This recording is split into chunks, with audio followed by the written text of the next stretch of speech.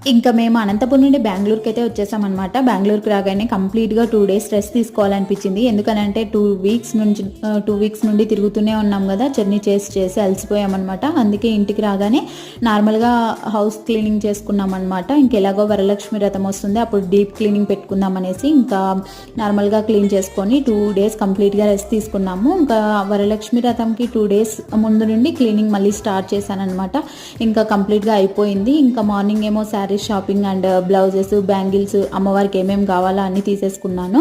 And ఇంకా evening నుండి రిలయన్స్కి వచ్చామన్నమాట. ఫ్రూట్స్, వెజిటబుల్స్, కొబ్బరికాయలు, ఇంకా అమ్మవారి కోసం ఏమేమి కావాలో అన్నీ తీసుకున్నాము. ఇంకా ఇవన్నీ తీసుకున్న తర్వాత సోము పులిహారాలు, పూలుకి అయితే మళ్ళీ మార్కెట్కి వెళ్ళాడనమాట. ఈచ్ పులిహారం వచ్చేసి 1500 అలా చెప్పారంట. సో ముందు కూడా అంతే చాలా కాస్ట్ పెట్టే తెచ్చుకున్నాము ఫ్లవర్స్. ఇక్కడ ఫెస్టివల్ సీజన్ వచ్చిందంటే ఫ్లవర్స్, ఫ్రూట్స్